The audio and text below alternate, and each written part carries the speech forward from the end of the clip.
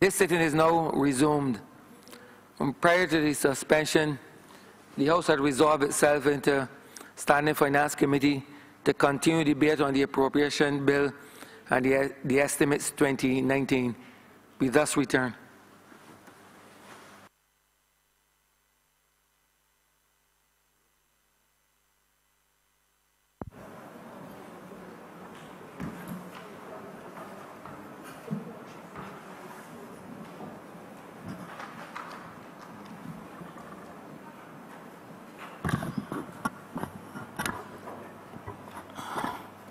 The Standing Finance Committee resumes with the Honourable Leader of the Opposition. Oh, thank you very much.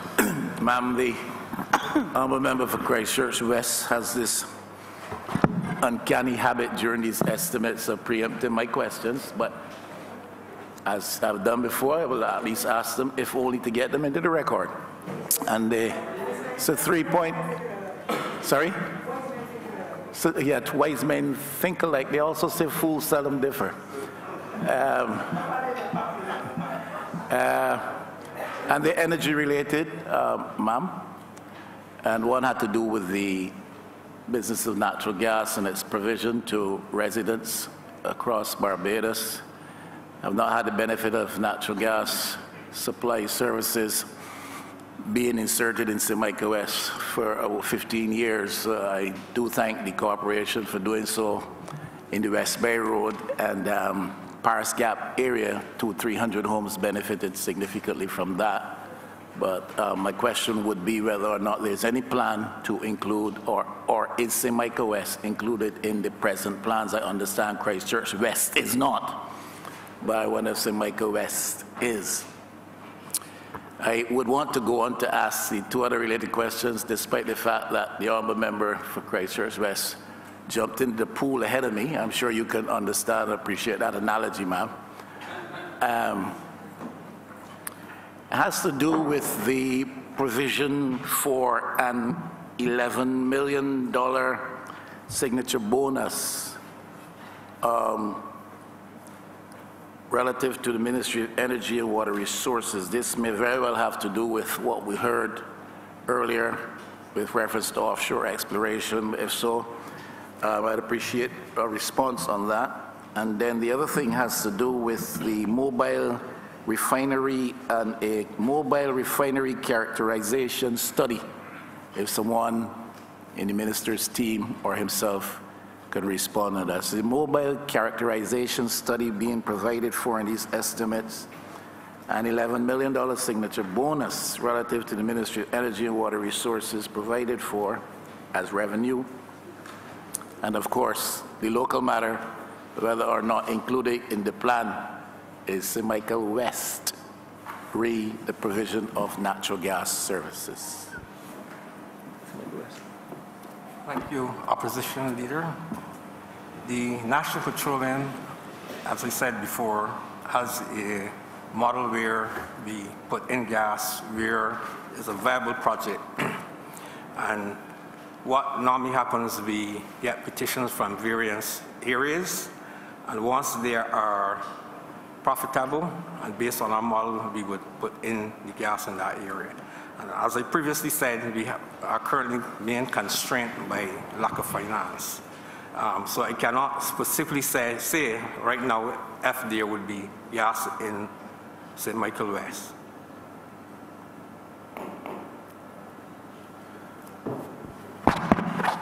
What I will say, Honourable Leader of Opposition, is that the NPC is looking at conducting a feasibility study, and we're going parish by parish to find out rather than waiting for the petitions, we're trying to find out the demand in particular areas, so we can be a little bit more proactive as opposed to reactive. So that feasibility study is likely to come starting within the next 2 months, and that'll be parish by parish. So the areas where we can and it makes sense to do so, we will look to be a bit more forward-thinking and proactive where that is concerned. Jamar.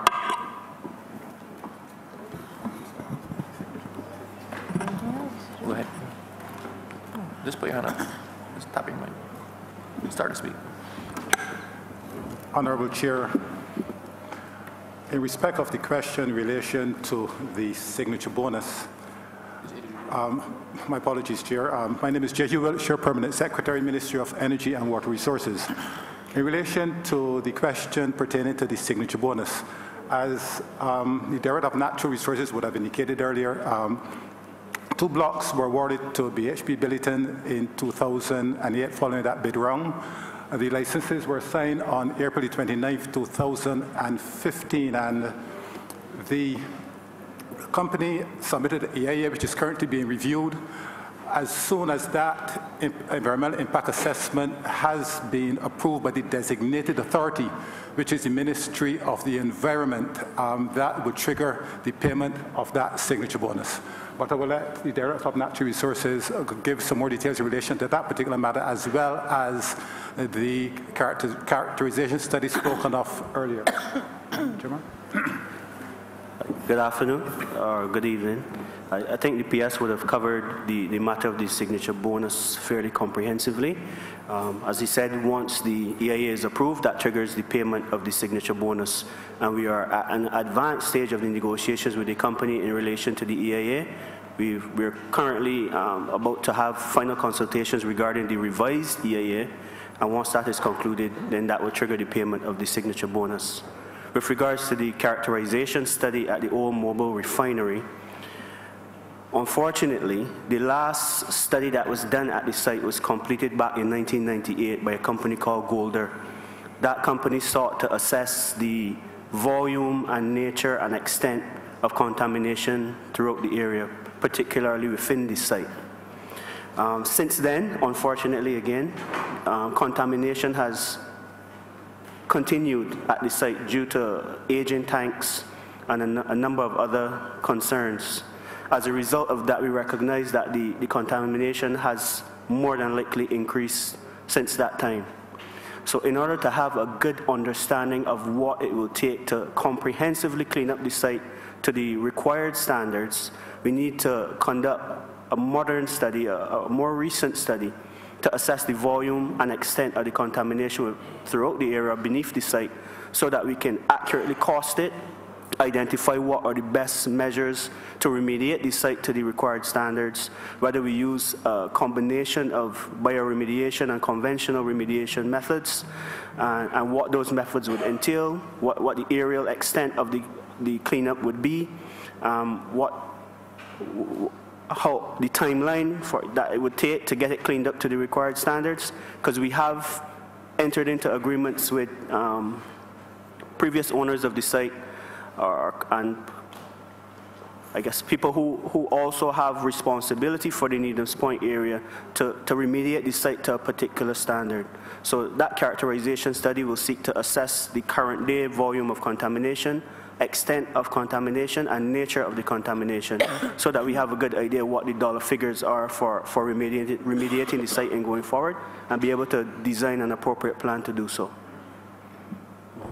Madam Chair. To further elaborate on that point, Honorable Leader of the Opposition, we went on a site inspection, actually a couple site inspections of the site, and on the site now the contamination has not stopped. There's still massive tanks on the site which are still leaking into the ground. So there are areas where there's oil, fresh oil pooling, so daily the contamination is increasing. So the contemplated, there's legal action over the previous contract to clean up the site, and effectively, as I understand it, the contractor suggested a contract amount was not sufficient because of the volume of what had to be done. And if that was the case back then, it is even worse now. So we will not be in a position to be able to assess as a government whether we attempt to clean it up ourselves, whether we try to lease or sell the property to somebody else, with them bearing the responsibility for cleaning it up, unless we have a full picture of the extent of the contamination. And it is bad. The contamination, as I understand it, runs underground and runs down to as far as the Radisson. right? So we do not know what we will get if somebody attempts to clean it up, and that lack of information is proving difficult in coming up to be able to come up with a plan as to how best to deal with that site. So the remediation study is necessary because we need a comprehensive current study to put us in a better position to inform our decision as to what best to do with that property. Ma'am, thank you. I asked that question quite innocently. I did not expect this fairly dark picture to be painted. To what extent is there a threat to public safety? Is there a threat to potential investment? Can you say in the absence of up-to-date studies? And my answer may have opened the door for your second question and taken us from the light into the dark. I know it normally goes the other way with your profession, from the dark into the light, but it is a dark question that needs some light being shed on it. And there's a reason for that. We are very concerned about that site. If you think about it, and there's no reason to fool the public of Barbados. The site was secured by a chain link fence and a precariously hanging gate. When we attempted to open the gate to go any further, the gate dropped off. The gate dropped off. And you have surface pools of oil. You have a tennis center next door where people keep hitting balls. We threw back over in excess of 100 balls, the ones that were not completely covered in oil. But all you need is for a child to decide to go over there, trying to find a ball and get sucked down into one of the areas with the oil. Or worse yet, somebody deciding this would make a nice home, somebody who has no other home, and go in and smoke something and discard a cigarette.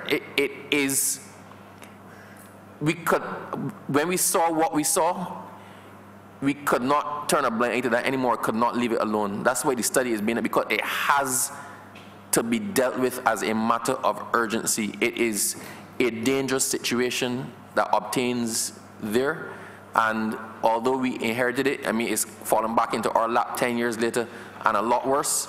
We can't pass the buck on this one. This is something that we need to address, and need to address as quickly as possible. It is a dangerous site, and God smiles at us as Barbadians quite often, right? And we're playing the odds now, so we need to deal with it and clean it up. I don't want to prolong the issue, but I'm not quite concerned. But I'm a little alarmed that it seemed to have taken an innocent question in this forum to raise that issue if there's that degree of concern. How aware are people who live in the immediate area?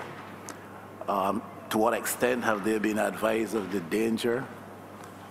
Businesses operating in the area, to what extent have they been informed? I mean, I'm really concerned, and I appreciate your honesty, but I am really concerned. I'm surprised that it has not been spoken to much more and much more loudly. To address your point, what we can assure you is that we have established a management committee, a management team that deals with the day-to-day management of the site, looking at the health, safety, security, and environment conditions. Now, we conduct quarterly site visits to monitor the property, assess any areas of concern. For example, the area where the gate had an issue, the areas where there were breaches in the fences, issues with overgrown vegetation, issues with unfettered access to the site, and we've sought to address those immediately.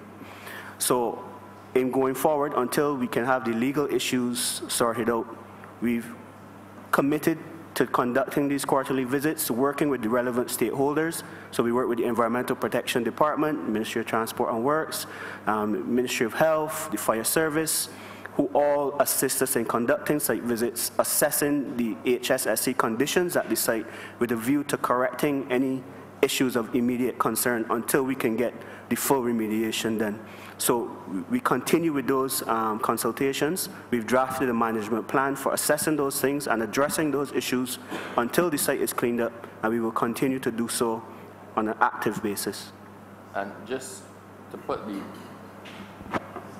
the final full stop on that one, The reason nothing has been done to the site for a while, as I said, it's a subject of a court action, and there's an injunction prohibiting parties and the government from doing anything with the site pending the outcome of it. We have applied to have that injunction lifted. I believe the hearing was today, so I'm here. I don't know what the outcome of that was, but we expect, well, let me not say that. There's a hearing today seeking to have that injunction lifted so that we can take the steps that we need to take in order to have the matter addressed. Honourable Member St. Michael East. Madam Chair, I really don't want to be too strong in describing the behavior coming from Water Authority, because what easily comes to mind is genocide. The reality is that people must have water, and water is life. I've spent over 2 decades posing the same question from one government to the other. But my main concern is about the interests of the people of St. Michael's East, and I extend that interest to the people in the constituency in which the Honourable Speaker represents, but unfortunately he cannot speak for himself, so I'd like to believe I'm speaking for Bellevue, parts of Station Hill, Licorice Village, Milor's Hill, Bell Gully, that entire area. I have had so many excuses. I believe that I am at a point now where I need an answer that is unequivocal, with no kind of ambiguity whatsoever. The answer ought to be decisive. There must be a solution known to man that would allow people in those specific areas to be able to have access to water. What do you believe occur if human beings know that water is a necessity? Everybody must have it, but we have a department of government who seem to be indifferent in relation to providing water for these people, and every now and then, in order to cover up the irresponsibility of the department, they refer to the people in the most derogatory terms so that it would divert people's attention from the reality. How soon can I expect an answer to the people in those specific districts not having access to water and being able to enjoy all the modern facilities that most of us within earshot enjoy every day? Honourable Member, your question is how soon can you have an answer? My response to that is you could have had an answer an hour ago. We would have answered that question before, but I will answer it again because it is important and it bears repeating. I was with you in late 2017 when we went into the Bell area and Licorice Village, and actually we were very surprised at the amount of people that remember me and recognize me. I don't think you realize that I went to school at St. Giles and grew up running about in that same area. So I am not as unfamiliar with the area as you might believe. But having said that, it is not that the Water Authority has been irresponsible in denying water supply to the people who don't have title to land in those areas. The fact is, it is against the law. So the Water Authority had no option with the law as it now stands to supply the water. But I have said in here, and I have given the undertaking, that we're working assiduously to correct that, because it has to be corrected by legislation. It has to be corrected by us in the cabinet and not by the Water Authority. I indicated that before we could attempt to correct that situation, there were other things, other I's that had to be dotted and T's that had to be crossed, and one of them was in relation to the water zoning, policy, which is going to come before the cabinet very, very shortly and before the parliament in quick time. So this matter is actually receiving the attention of the Barbados Water Authority and our ministry. And one of the other concerns was, because those areas are in zone 1, zone 2, it is not simply a matter of connecting the water supply, it is what happens to the wastewater afterwards.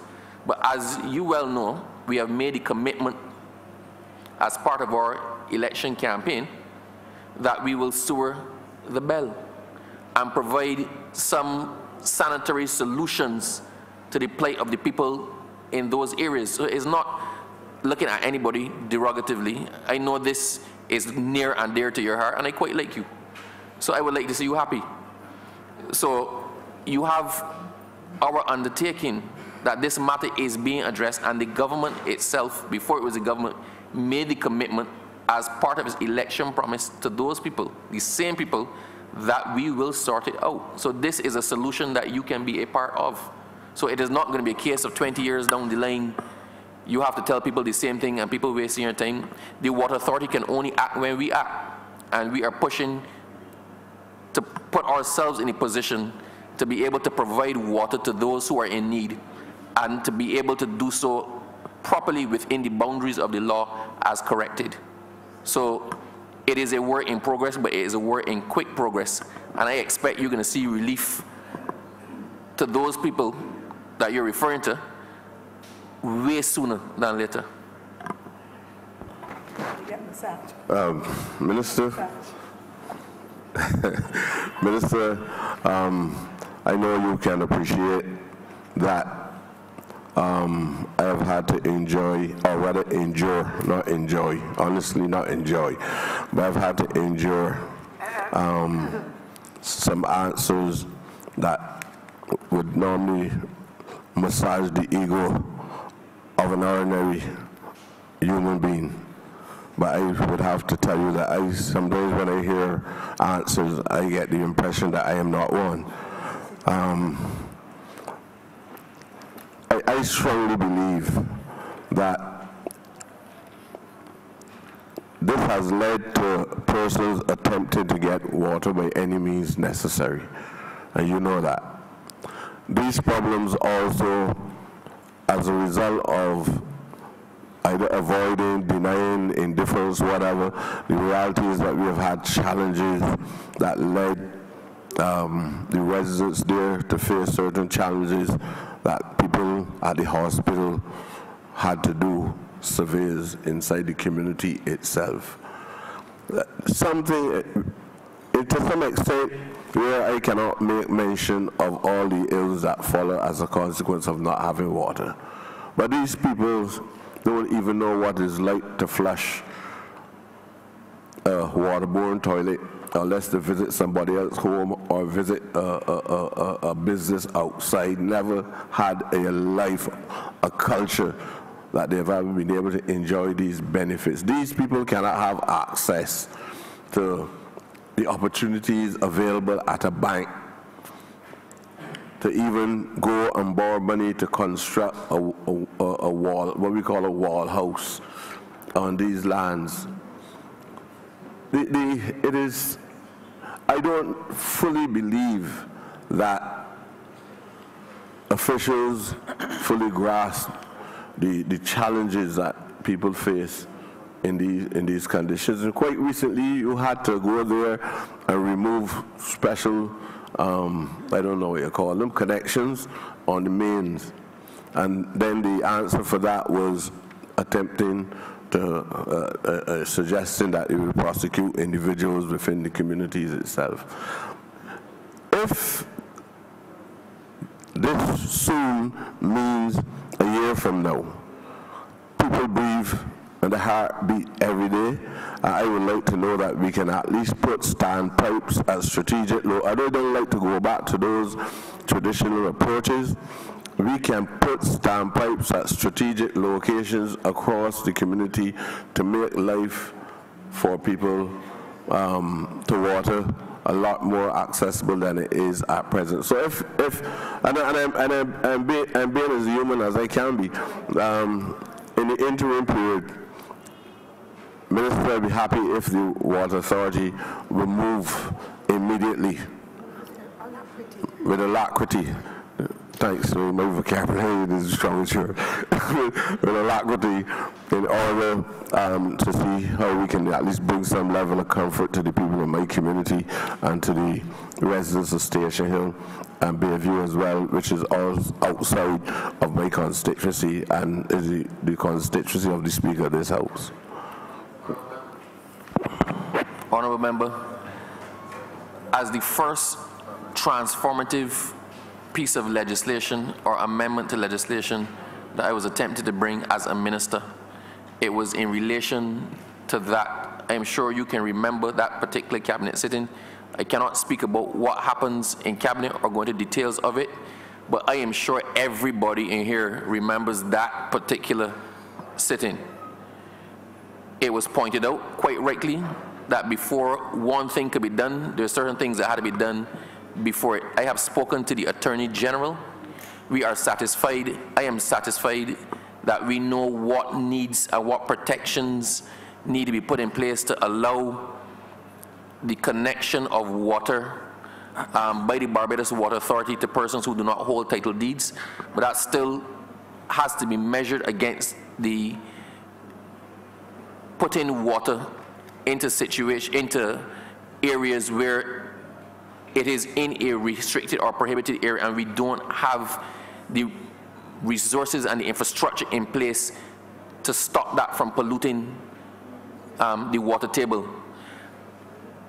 The Prime Minister, our government has undertaken that we will provide a solution to those in the Zone 1 areas, and we are working assiduously to provide that solution. I sit 1 or 2 down from you in cabinet. I hear you all the time with it. I am prepared to work with you and see if we can come to some temporary solution that will provide some relief, but it has to be done bearing in mind the larger picture of the preservation of the quality of the groundwater, because we cannot facilitate one district and pollute the largest source of groundwater in Barbados, 1/3 of our supply. But I undertake that I will work with you to provide a solution, and the soaring of the bell has to happen. We are already committed to it. We are trying to source funds to do it, and as soon as we are in a position to, we will bring relief to the people in the affected areas, to the Bell and the Lickridge Village. It is one of the commitments of our ministry, and it is one of the projects on the table for the Barbados Water Authority, and it is one of the confirmed commitments and priorities for this government. You have no fear. You are in the same government. It will happen. Okay, Minister, let me compromise on that aspect of it. Could you give me a word that in the interim, and the management of the Water Authority and the Board of the Water Authority, could you give me a word that in the interim you would install at least 2 or 3 standpipes across the community to rescue the people? Minister, I give you my word that I will work with you over the next week to try to come to some solution that can work to provide relief without compromising the integrity of the groundwater supply. That's what I can do for you. Thank you, Mr. Minister. Honourable Member for Christchurch West Central.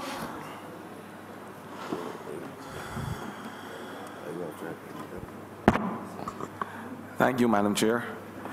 I want to thank the Minister, and certainly on behalf of the residents of Christchurch South, because they have asked me, through you, Madam Chair, to thank the Minister for ensuring that the effluent is removed from their community and that a measure of affluence can finally be returned. And they want to say, give the Minister an unequivocal thanks. I want to also say, because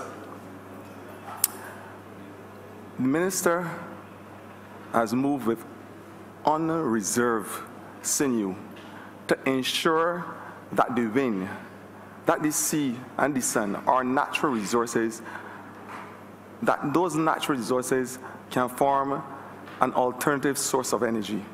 And I'm saying to the Minister that I am happy that he's looking at those alternative sources to provide much needed energy as we try our best to become, by 2030, fossil fuel free and carbon neutral. I am saying to the Minister that I support him 100%. My question, though, is we have a situation at the light where we, as a central government, is paying the lighting power $78 million a year, using 150,000 barrels as a fossil fuel source to provide electrical energy in this country as a government. My question to him is, what are the measures? Because if we are thinking fossil fuel, carbon neutral, what are the measures being put in place to reduce, first of all, so that we can become more economically sustainable, and secondly, so that we can have our dream as becoming fossil-free and carbon neutral? Because on the current trajectory, certainly using 150,000 barrels a year, we will not achieve this goal. So what are the measures being put in place, and how can we incorporate our young people using their innovative spirit, their sense of creative imagination in this drive and in this renewable energy sector as it relates to employment opportunities, and they're providing a much needed source of disposable income that is certainly lacking in this country amongst our young people. So that's the questions I have for the Minister.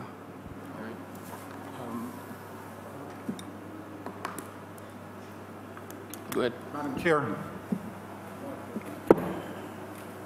as the Minister rightly indicated, government's electricity bill for 2019 is 78 million. Last year it was $67 million. The ministry recognizes that government is a significant user of electricity, and over the last 3-4 years, we have made a concerted effort to reduce government's electricity bill in terms of the installation of solar PV systems on the roof of a number of public buildings. Actually, we have placed solar photovoltaic systems on 60 public buildings. So we therefore have a capacity of close to 2 megawatts of solar PV systems on government buildings. Actually, the savings to date from the installation of those systems amounts to about $2.5 million. And indeed, it is our intention certainly within the next financial year to erect solar PV systems on several other government buildings, because we recognize that government has a vast real estate in terms of its roofs. And to the extent that we get the requisite financing, we certainly believe that we'll be able to reduce government's electricity bill through that means. Also, we have also made the effort to pick the low-hanging fruit of energy efficiency by installing a number of energy efficiency technologies in public buildings. We have installed in excess of 25,000 LED lights in public buildings through a donation from one of our external partners. We have also identified a number of other public buildings for energy efficiency technologies, because we recognize that significant savings can be had through the erection of energy efficiency technologies. But permit me, Madam Chair, to allow my project manager, Ms. Keisha Reid, who has been intimately involved in this effort. Hello, good night, everyone. As PS said, my name is Keisha Reid. I'm the project manager in the Ministry of Energy and Water Resources. As the PS would have indicated, over the last 3 years, we would have embarked on a number of projects. Some of them in the initial stages would have been pilot projects, focusing on demonstrating the use of renewable energy. Now we're full ahead in doing implementation with respect to the larger government buildings. So we're focusing on buildings such as the Queen Elizabeth Hospital and a lot of the larger government complexes. By the end of this year, we would have installed approximately 3.3 megawatts of electricity under a program with the Inter-American Development Bank and the European Union. This is called the Public Sector Smart Energy Program. We're also about to start the procurement for the retrofit of energy efficiency technologies across 15 of government largest users. And we would have recently signed the contract with the Caribbean LED, a company who will be supplying an excess of 27,000 streetlights to retrofit streetlights across these the Barbados landscape. We will be retrofitting both highway lights as well as major and minor roads. In totality, the public sector smart energy program will save approximately $7.7 million across all of the various interventions that we have. But it doesn't stop there. The ministry is always continuing with the assessment of the government buildings, because we have to assess them first, and we also do comprehensive energy audits. And we're also working with the IDB and the European Union, along with the Caribbean Development Bank again, with respect to the planning of a new investment program where we'll see in excess of 150 government buildings being retrofitted. Under this new program, we'll also be expanding as it relates to government's energy fleet from electric, with respect to electric mobility. Madam Chair, to answer the second part of the question from the honourable member, what part do young people have to play in this? The Barbados National Oil Company Limited is rebranding itself. It is repositioning itself as the Barbados National Energy Company Limited, because the focus is not just on oil now, it's also on renewable projects and the development of the renewable energy landscape in Barbados. One of the intentions of the Barbados National Oil of the company is to source on a massive scale high quality, low cost solar PV panels. The company is not going to be intending to install the panels, it is trying to get high quality panels which they will be prepared to guarantee in at the cheapest cost using economies of scale, so that the local suppliers or installers of PV can buy directly from the company. And we're also looking at a project that is aimed at putting solar PV on about 300 houses of the most vulnerable in society per year. We effectively leasing their rooftop. We'll provide the panel, they get the benefit electricity, and we get the sales back into the grid. We're working on the project, but the intention is to train and facilitate the installation by young people. So we are, I think Community College or Samuel Jackman Prescod is now dealing, or is about to deal with installation as one of their projects, as one of their courses. The ministry is pushing for that, but we also going to seek to train young people and young entrepreneurs, so that when we roll out this project, we're not looking at giving all of that work to one or two big people. We are trying to facilitate as many people, young people as possible, to become entrepreneurs. And it's going to follow along the lines of the policy, the geographical policy that we are pushing. So if we're doing the project in Christchurch, then you can use young people from Christchurch. If we're doing the project in St. Lucie, St. Peter, St. John, St. Joseph, St. Andrew, we're going to use the people from that geographical location to do it. So one of the major planks on this push and project is the enfranchisement of young people and trying to help them develop their own business. Because as we push into a 2030 vision for this, we're not looking to roll back. We are going to be rolling forward all the time. So by 2030, we are looking at no fossil fuel use in Barbados at all. So going forward, our electricity supply and all development will be informed by renewable energy, whether it be wind, whether it be wave energy, whether it be solar PV. So we need to train our people to take a part in that revolution. And the other thing, we're not looking just to do it in-house. If we become that first Caribbean nation to be 100% renewable energy, or derive 100% of its energy from renewable sources, then we can export that expertise and skills to the other Caribbean territories. Because once people see where we're going, people are going to want to get on board. So the same young people can do the projects in Barbados and also get work in other Caribbean territories, pioneering that same technology that we're developing and pushing in Barbados. So I am very glad that the minister, the honourable member, asked that question, because we're about to roll that one out, and a major influencer of that was the need to enfranchise young people. Yeah. Follow-up question. So far I heard about the saving of approximately $15 million, but I want to know from the minister, of course, and his team, if there is any sensitization drives in the ministry that will allow persons to be cognizant of the need to preserve energy and conserve that energy, because oftentimes you go into ministries and see the air condition on all night, the lights on all night. There seems to be indifference as it relates to the conservation of energy in government buildings. And I want to know, because you're not only looking at treating at the secondary end, but at the primary end, what can we do to bring down this massive bill that we are faced with? And I want to know if anything is being done to sensitize those persons, especially in the public service, who are using this energy. No, just speak. Thank you, Minister, for your question. The Public Sector Smart Energy Program also includes a large-scale public education and awareness campaign.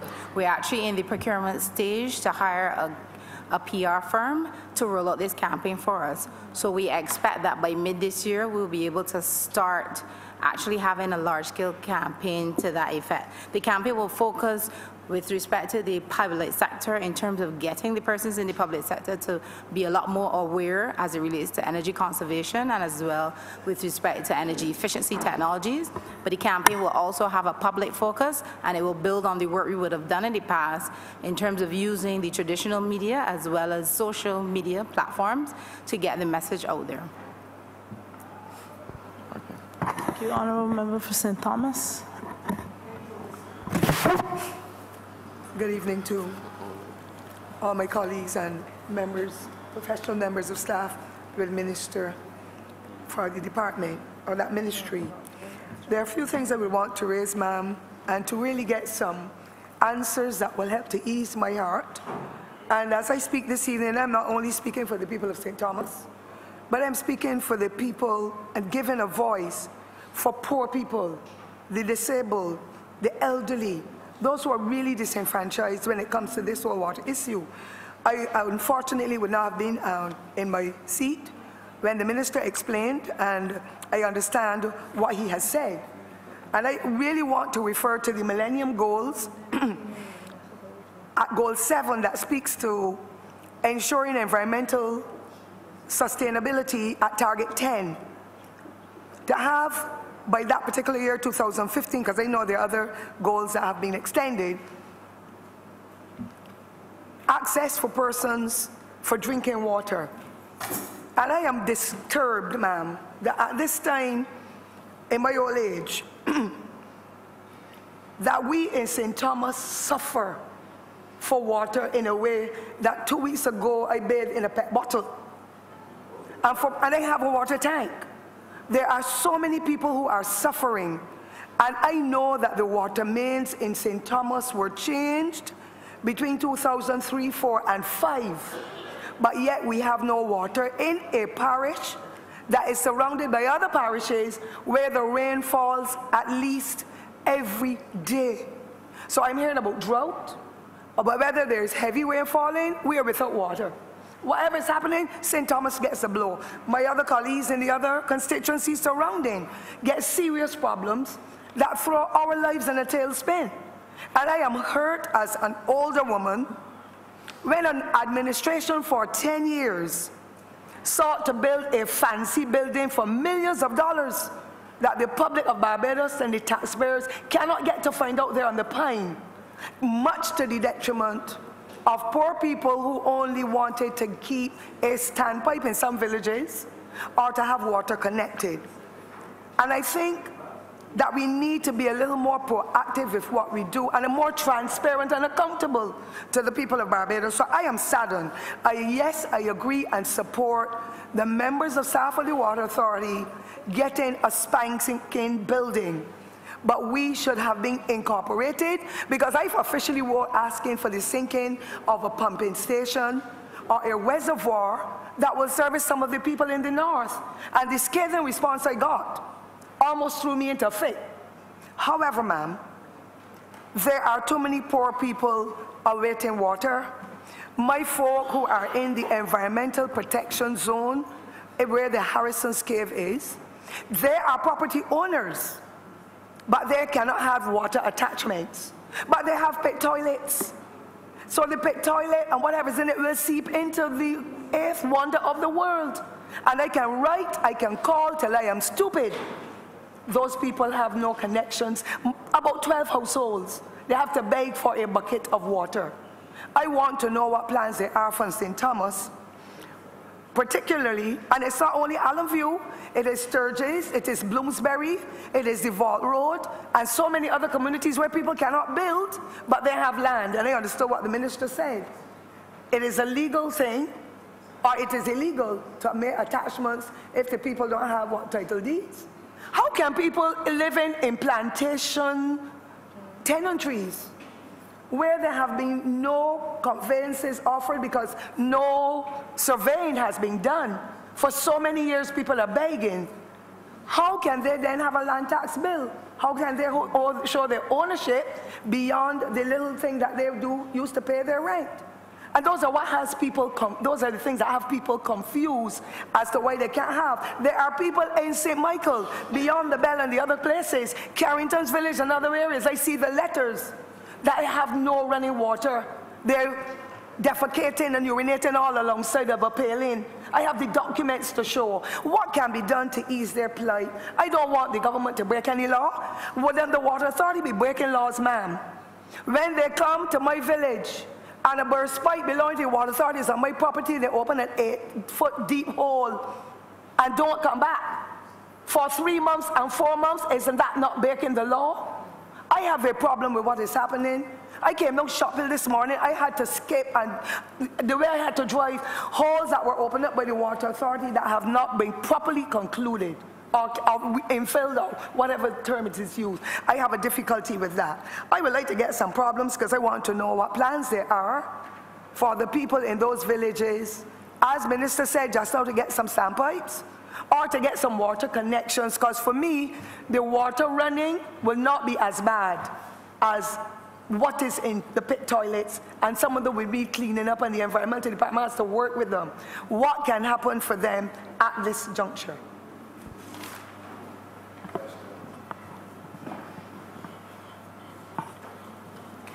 If there's no plan there, man, I'll go to the other question. Thank you, Honourable Minister. Unquestionably, the Barbados Water Authority unequivocally agrees with you when it comes to your first statement regarding the supply of water and the conditions that your constituents at least have been subjected to. There's no stepping away from that. Regrettably, in our explanation earlier, you did not hear of the plans, and I will seek to reiterate them, particularly as it relates to the St. Thomas parish as well. With regards to the Sustainable Development Goals, Barbados Water Authority is very much aligned to the Sustainable Development Goal number 6, in addition to number 7 and 8 as well. But I'll go on to speak specifically to your concern, which is how can the Barbados Water Authority address the concerns you've had that would definitely assist with the poor, the disabled, and the elderly. The St. Thomas region is fed primarily through a feed at the Shophill Reservoir. The Shophill Reservoir actually has 6 separate feeds that go into that particular reservoir. One of the feeds from Manu is non-functional because that is a well resource, a water resource that is currently not in use because it is too saline. But what we've explained earlier is that the Ionics desalination plant, the Spring Garden desalination plant, is expanding by 150%.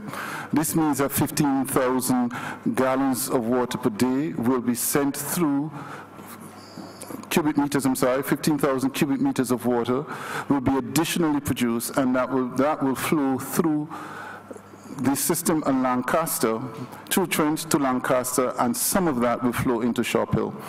That additional production, we see 1 million gallons going through that particular system, which would feed 3 distinct areas. Some will go to the north, some will go through Apes Hill into Castle-Grande, and the remainder will go into Shophill. The Barbados Water Authority has been extremely cognizant and extremely aware of the plight of those in St. Thomas. And in the interim, as a temporary measure, we would have, I'm not sure if you're aware, but we recently installed as many as 6 tanks in the immediate vicinity of Redmonds and Bagatelle, and we're looking to install a number of community tanks as well to aid or to assist the various communities, at least at an interim measure. But the plans afoot in terms of the expansion of the INX plant, the desalination plant, should see that water flowing into the St. Thomas region by the end of April or early May. And that is the primary fix for that particular situation that we have. May I please? Thank you very much for your response, sir. Member. Oh, beg your pardon, Minister. Yes, I'd just like to answer. Sorry, do you want the other parts of your question answered? I have so many other questions that I would rather get to the other one, because I've been hearing this for so long now that I am tired. And the distinguished members here do not know what we as politicians have to go through. When pipes are all, they call us, they come. We have a miserable life and we chose that life. But it is really, really, very heart-wrenching. And if mine goes off with a tank, then I know what happens to others. But if I could ask another question, sir, rather than the extension, because I could always call and get some information further to today. I wanted to find out, ma'am, let me say that I recognize that there is a dam that takes all the water of Mount Misery, Ericot, farmers, and those communities that Sir Charles has for his polo field. What plans does the Water Authority have for the water that pours through, despite whether rain falls or not, in Pori Spring? And it goes down to the West Coast, and sometimes down there gets flooded as a result. What can be done to cap that water? Can it be dammed in Rock Hall? I don't have the skills or the knowledge. My role is a classroom teacher. So I'm not technical, but in my ignorance, I want to find out, because I believe that for so many centuries, water running through Pori Spring cannot be tapped so that we can be able to take access of it as a people. And I would like to know, can there be plans, Dr. Mons, please?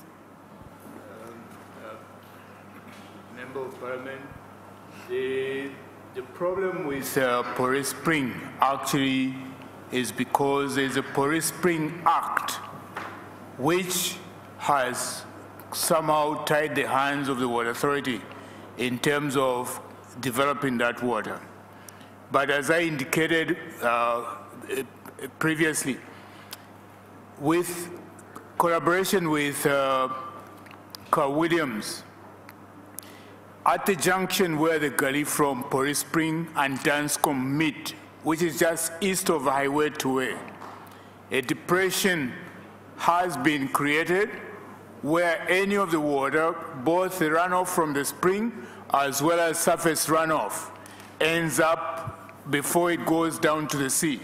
And what is happening is that it is recharging the groundwater and will contribute to any obstructions downstream, and we have Trent's pumping station downstream of that location. Sorry. Madam Chair, I think I actually need to answer one part, because in the first question, the honourable member had asked about 5 or 6 questions, and there's one I believe I actually have to answer. So with your leave. In respect of the persons living above Harrison's Cave, Harrison Cave is in a Zone 1 area, and that is the difficulty there. The Barbados Water Authority cannot make the connections because development is prohibited in Zone 1 areas. In our rezoning policy, we are looking at the areas that we can permit some development if the people put in the proper septic service to prevent the groundwater infiltration. That's the reality. For the people who are right above Harrison's Cave, as it stands now, the effluent leaks and seeps into the cave and actually stains the stalactites. So the persons who run and manage the cave have to manually brush off and clean the stalactites. So there is contamination from those houses in that area into the cave itself. If we add water on top of that, it'll be much worse. So I sympathize, and the Water Authority sympathizes entirely with people who don't have water. Right? Sorry, empathize, thank you. We empathize entirely with people who don't have water, but our hands are tied in respect of certain things. If you are smack dab in the middle of Zone 1, the Water Authority cannot connect you. That is the reality. All right, my final question, please. what synergies, what connections are there with the Water Authority and the Ministry of Public Works and Maintenance when it comes to these monstrous holes? That I had a hole since October the 26th, and I begged MTW last week to close it for me, whether the Water Authority had, and it was in a corner from Sturgis going to Carrington's Village to Wetchmore Hall. And there's so many others across the island. Is there a plan? Because I know in the previous administration of the Barbados Labour Party, there was an agreement with the utility companies that whenever there was excavation on roads, that the companies will come in immediately after, money will be transferred from one account to the next, whether it be light or water, whatever, and have those. Barbadians are suffering, motorists and pedestrians, as a result of these massive holes where there's little or no marking at all. The can falls in. They're real serious problems, Mr. Minister. I would like to find out, and finally, to end that, why can't the water tanks have on a jingle? Don't blow up my house at 1 in the morning because I don't know who it is. I don't know if it is a criminal, because for how things are now, you can't take chances. A little jingle on the truck like the ice cream truck can make a difference. I've written officially as well, asking for a cap to be put onto the nozzle or whatever it is from the pipe at the bottom of the truck. They drive on over the dead monkey, the crapo, the dog, whatever sewage is in the road, and then that pipe has to feed us in our households.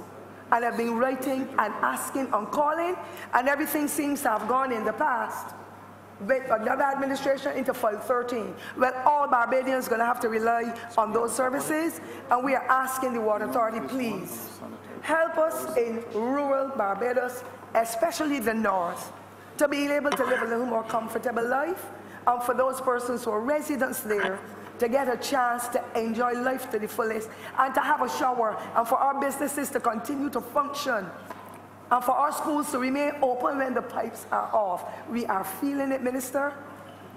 Distinguished gentlemen and ladies, we are feeling it. It is unbearable now. And I'm happy for this opportunity that I can get some answers, because I'm going to tie the Barbados Water Authority to them, and the calling program will be mine.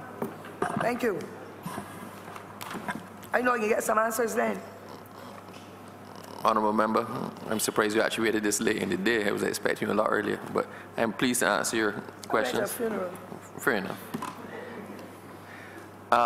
Madam Chair, with respect to the holes in the road, the Honourable Member has contacted me on a number of occasions in relation to holes,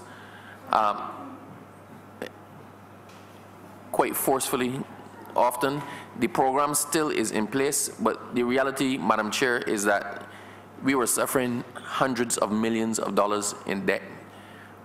The contractors stopped undertaking the work behind the Barbados Water Authority because we were unable to pay them. And that is the reality. We did not have the material, the money, nor the equipment to do it ourselves. We are trying to put aside funds to do a comprehensive backfill program, because there are a lot of areas that we would have fixed the water pipes and the water mains that still are left to be repaired. I believe, well, the board of the Water Authority had undertaken to do a public relations program asking people to identify any holes or areas left by the Water Authority that we can proceed to fix them as soon as we can. We're trying to get the resources in place to tackle that. So I would like the Honourable Member to know that we hear her, we have heard her, and we are taking, as soon as we have the money, it's a priority for us, because you've made it quite plain what will happen, what you would do if it happens, and it happens to you or your grandchild. So, and I bear that, your grandchildren, I bear that in mind. Madam Chair, with respect to water tankers with a jingle, it's interesting the Honourable Member has raised that, because we identified that as a possible solution as well. Other people have suggested it. The difficulty for us, Madam Chair, is that the water tankers do not belong to us. So we have water tankers which we have on lease from 2 different agencies. One is a lot more cooperative than the other one. I believe we'll be able to get jingles or some other notification alert put on some of the water tankers, and we will approach and ask both parties who are leasing to us. But this is something that we have on the cards to investigate, because the suggestion has been made more than once, and we're actively looking into that. With respect to the sanitization issue, the tankers generally do have taps, and we sanitize the tankers every morning and every afternoon. So before the tankers go out, they're sanitized. When they come back in, they're sanitized again. So we do as much as we can to alleviate that. So I would just like to express that so that the member can have some measure of comfort that we do our best to maintain the highest level of hygienic standards with respect to the water tankers. Harrison's Cave is not zone 1 here. There's a special area, not a zone 1. But let somebody else speak. Honorable member for St. George South. Thank you, Madam Chair. And indeed, I recognize that we're coming to the end of the debate. The presentation, sorry. But I want to start by making a statement with respect to what we will have seen over the years and the level of discomfort that I still have as it relates to the Ministry of Energy. And indeed, we spoke on water, and I can ask a million questions this afternoon, but I don't have the time. But we saw over the last 5 years a sector that was in inertia, a dying head I call it, that is the Ministry of Energy. And indeed I want to at this stage compliment the Minister, because I think over the last few months the Minister has shown some will to get this sector going. And my point remains that the energy sector, I have not seen enough energy or strategies to tell me that we will reach the 2030 goal of 100% renewable. And I raise one point here out of the many that I have, but time will not allow me to. The Smart Energy Fund, and this question is targeted to the Permanent Secretary. I see the shuffling, but I would like the Permanent Secretary to answer because he's the constant. With respect to the electric bus study, fund was given under the Smart Energy Fund back in 2013 to conduct a smart energy study in this country. And we are on the brink of ordering 2 electric buses, and to date, no study has been done. And let me bring the context to the lower chamber and the public, because this study will inform us several things. We know that renewable energy, PV, photovoltaic, solar, and indeed wind are intermittent. So when you do a study, an electric study, this will give us the information as to whether we can have storage, what size buses, you know, what type of fares, even the economic analysis. And I would like to know why we have not done a study up to today, even though money was allocated. This is not for the minister, this is for the Permanent Secretary. Why we did not, or we have not done a study up to today to inform us, better inform us, as to how we can address the use of electric buses in this country. And it's not just a case of buying buses. There's a lot that go into preparing this country for the use of electric buses. So over to you, Minister, and I don't think I will get a chance to ask other questions based on time. Thank you. But I have a follow-up if I have time. I want to give somebody else a chance. Madam Chair, you saw people ask 3 questions in this lower chamber this afternoon. Honourable member, thank you. Madam Chair, thank you for the question. I am pleased to respond to it. First of all, the honourable member has spoken to the reason why the renewable energy sector has not advanced within the last 3 years. First of all, let me say that, as I believe the honourable member is aware, that one has to create the requisite investment climate to progress the sector. And one important point in that regard is the fact that you need to send a clear and transparent signal to the investment community in terms of a permanent price for renewable energy. You had a situation where in 2016, temporary rates were established for renewable energy, and that would have prevented some entities out there who wanted to invest in the renewable energy sector to have a clear appreciation, a clear understanding of if they invest in renewable energy in terms of having that permanent rate. That matter is being addressed. But in relation to... I particularly asked a question about a transport study. I'm coming to that, sir. And the permanent secretary is taking me all around the world about rates. He needs to answer the question with respect to why we have been in inertia for 5 years. Money was given by IDB to conduct a study, and up to today we have not done a study, but yet we're purchasing electric buses. That is my question to the permanent secretary. Madam Chair, I just wish to point out that the PS has 5 minutes to answer the question, and he should be allowed the opportunity to construct his answer as he sees fit once he answers the question. Agreed. Carry on, Permanent Secretary. Thank you, Madam Chair. Madam Chair, this year is the first time that we are providing funds in the estimates to facilitate that study. As part of the process in terms of ensuring that we have the requisite climate for electric mobility,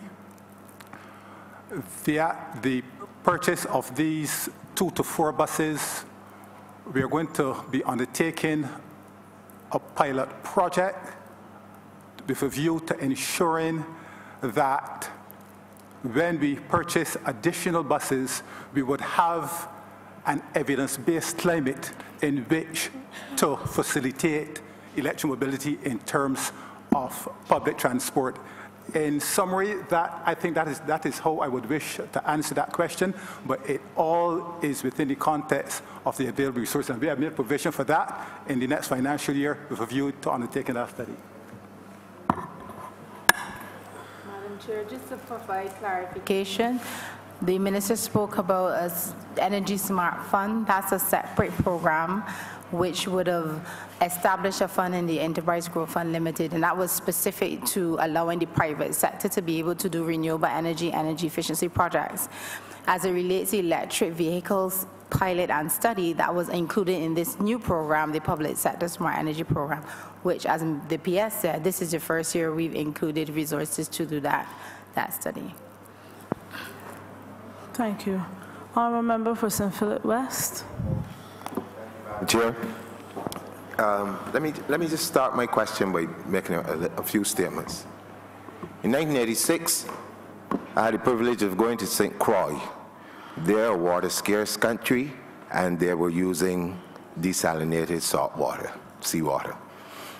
2010, I went to Las Vegas, the middle of a desert, no water problem. 2018, I've been to Dubai, middle of a desert, no water problem. Barbados has rainfall. Barbados also is surrounded by water. Can someone please help me to understand what is the real problem facing Barbados with its capacity to deliver water? And 2, is it possible to use seawater for desalination purposes to be potable and portable? Thank you, Honourable Minister. I'll answer by firstly giving some context. Barbados is not just only a water-scarce country, but it's the 15th water-scarce country in the world. And once you understand that contextually, you will be able to understand what the challenges are. While we may be surrounded by water, and while desalination, reverse osmosis is always an option, it is the most expensive option in the production of water. The two current permanent desal plants that were committed to by the Cabinet in 2016 at a cost of $120 million would have actually added $15 million in expense to the Barbados Water Authority's bottom line. Simply unaffordable, simply unsustainable. $15 million per month. And it's for that reason that the Barbados Water Authority has had to back off of what we call the desalination option and to look at it in a modular way, or to look at other options as to how we can augment our water supply. So I do appreciate what you have brought to the table, and we have to juxtaposition that against what Barbadians see as, still see as a high cost of supply. Most people believe that water is expensive, and water is actually quite now expensive to produce, particularly when you're at 98 abstraction of groundwater, and you have to look at other ways to augment that water supply. So the options have to be weighed very carefully against the availability of funding. If we were to pursue the option of desalination supply in the way that was conceived several years ago, we would not be able to afford it. Barbadians will not be able to afford it. As it is, we can produce water significantly under $1. Brackish water desalination costs about $1 to $1.15. Seawater desalination will cost in excess of $4. We sell water at the lowest tier at $2.48, and it moves to the next tier at $3.71, to the next tier at $4.66, and the highest tier at $7.78. And for the majority of residents, for the majority of citizens, paying much more than where they are now will pose a challenge. Thank you very much. But let me ask you a second question. In today's world where we continue to use terms like circular economy, and I heard the minister speak about using wave energy, solar energy, and wind energy to fuel, to run factories, whatever else you seem to, is this possible for a desalination plant?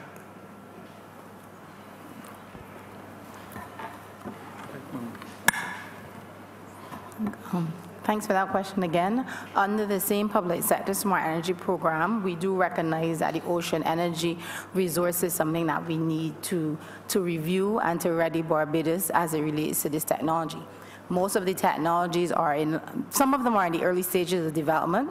We would have done an assessment in 2017 looking at the various types of technology and what's possible for Barbados. And currently we have a tender out where we'll be doing detailed assessments as it relates to the two top technologies that were identified, and that is OTEC, which is ocean thermal conversion, and wind, offshore wind. So we're doing those studies, and the ministry is working with the various partners as it relates to light and power and the Ministry of Blue Economy in this effort. Honourable Member for St. Michael West Central. Thank you, Madam Chair.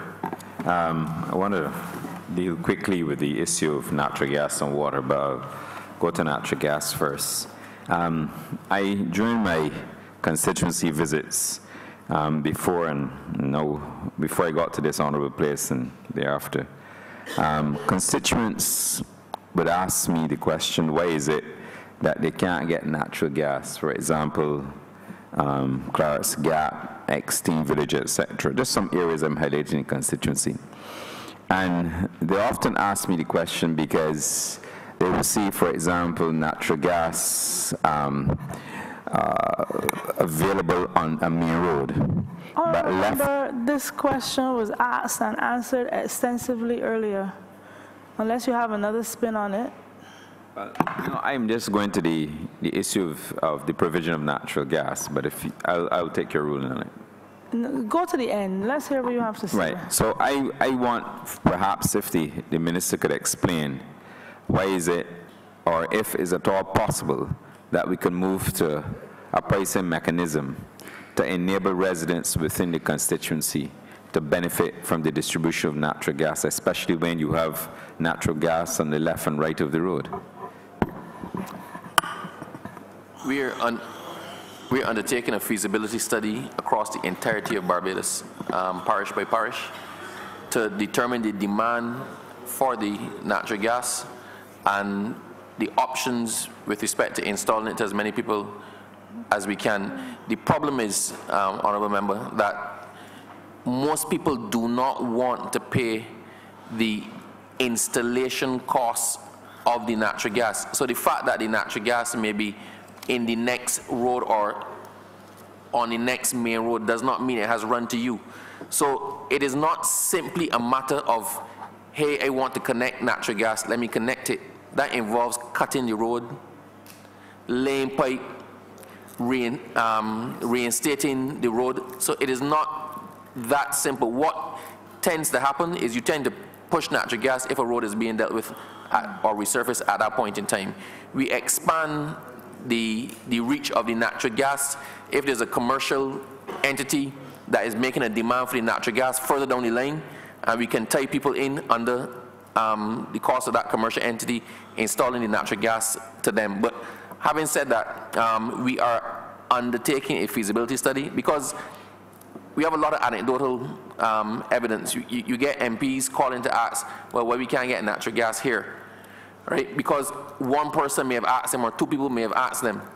So we don't want to do this ad hoc anymore. We want to have a full idea as to who wants natural gas in what areas. If you have sufficient people in an area that makes it economically feasible to connect 50, 60 people at a time, then we more look at those areas than if we are trying to send pipe to connect one person who wants it. But this has to be as a result of a study and evidence and empirical evidence, and we're looking to do that within the next 2 months. Sorry, start it within the next 2 months. Yes, well, I was going to go, I don't want to pin you on the commercial side of it, but I really wanted to get, for example, what is the cost of installation per kilometer per road, or however, whatever measure you have? Because there are some, for example, areas where there are constituents who have signed petitions. I have also had to submit petitions to the MPC, not during your time, but prior to your tenure. And there are residents who are prepared, the majority of the residents, in some instances even 95% of the residents on the street, who are prepared to pay. But if they know, for example, this is the cost per kilometer or per installation. I know you quoted earlier a connection fee of $11.50. I'm not sure if that's per household, or I'm not sure, because you just said connection fee of $11.50.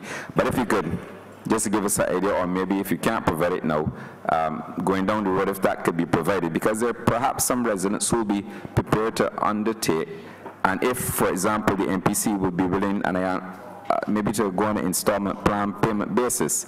I know it will be cash up front in some instances, relying on cash to follow through. But I think perhaps if we can look at a more commercial model that we can facilitate the distribution of natural gas to these communities, especially in St. Michael, because the residents acknowledge that perhaps this is the safest mode of distribution of natural gas, of gas.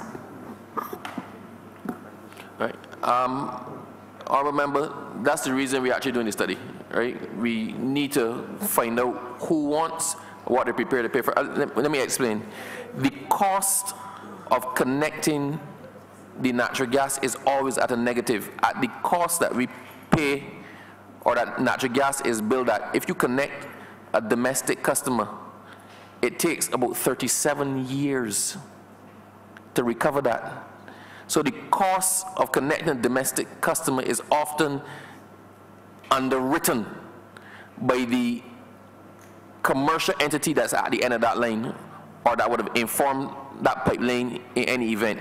The natural gas in Barbados, it is great to have, But the natural gas, what we charge for natural gas is not the commercial price for natural gas. The natural gas is exceedingly heavily subsidized. So this is why we want to do this. We need to do the study to find out where the greatest need is. If it is in a development or in an area and the people are saying to the MPC, well, we are willing to take on some of that burden that is less risk to you, then we will look at it.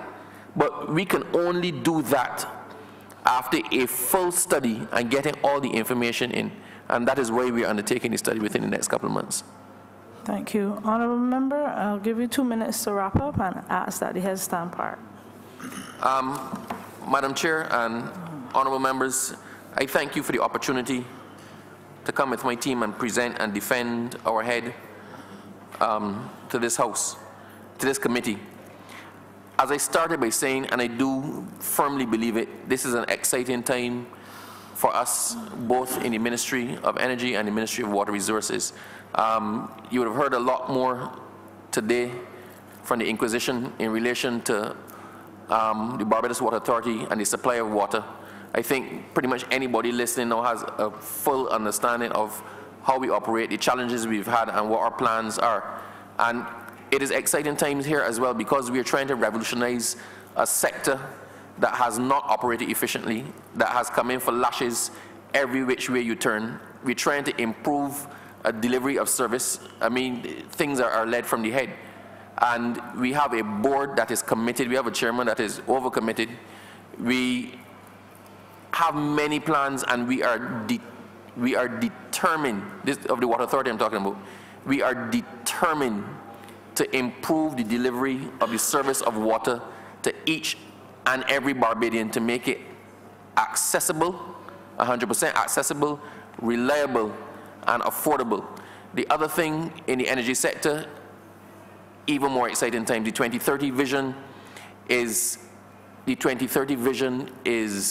a massive undertaking. It requires the buy-in of not just the ministry or not just the government, but the people of Barbados. It is not just about putting RE, renewable energy, on houses or on buildings. It is about changing the way that we use electricity, the way we perceive it, the way we perceive transport. It is about equity. It is about supplying electricity cheaply or in a way that allows the most vulnerable to benefit at the lowest cost and sometimes get something back for it. So we're looking, there are so many projects that we're looking at that, Madam Chair, I'm sorry we did not get a full opportunity to properly ventilate the energy aspect of it, but the BNOC is looking to reinvent itself and plans are well on the way. For that, we're looking at, we have improved on the licensing regime and the speed of processing licenses, applications for renewable energy licenses. You heard the NPC plans. Madam Chair, you know the issues with the South Coast, you know the achievements that we've made with that and our plans for revolutionizing the treatment of wastewater in Barbados. I am pleased, I am happy to be the minister of this particular ministry. I see largely in front of me, in a large way, what it is that we can achieve, and myself, my team, my chairman, and all the employees under the Ministry of Energy and Water Resources will bend our backs to do the work that needs to be done to make this ministry stand out and to deliver the quality service that the people of Barbados not just expect, but are relying on us to provide. So having said all of that, Madam Chair, I beg to move that head 36 stand part. Question is that head 36 in the amount of $31,396,706 stand par. All honourable members in favour, please say aye. Aye. All honourable members against, please say nay. Methinks the ayes have it.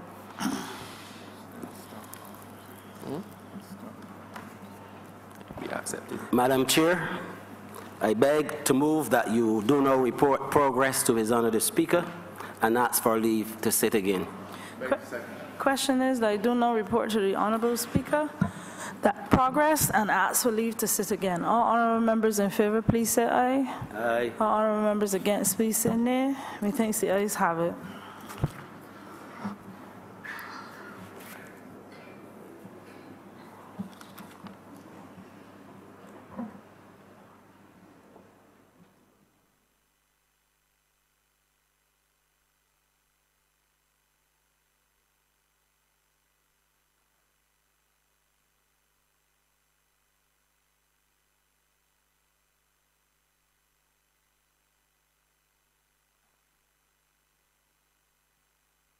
The chairman has reported progress and humbly requests leave to sit again.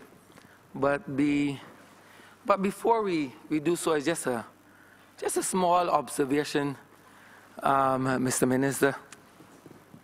I was listening quite attentively to the debate that was unfolding. I was most attentive to the debate that was unfolding, and I noticed with interest your replies to the honourable member for St. Michael East. When he had posed some specificity relative to certain areas in relation to Bellevue and Station Hill. Just thought I would mention that, not as an aside, and that the response that emanated from the honourable minister seemed to be skewed to Licorice Village and the Bell. And no mention at all was made in reference to the two other places to which the honourable member for St. Michael's East had spoken. So it probably was just an error on your part, or I don't believe that it was a purpose avoidance, but I just thought I would just to bring it to the attention of the minister. I just thought I would do that before we break, you see. I wish to assure you, Mr. Speaker, that the policies, goals, and aims and the plan of the Barbados Water Authority are not informed by constituency, but they're nationwide. And our commitment... I didn't need a response. I didn't need a response. I just brought it to your attention. I didn't ask for a response. Noted. I didn't ask for a response. Mr. Speaker, I beg to move that the House be suspended for dinner until 8:30 p.m.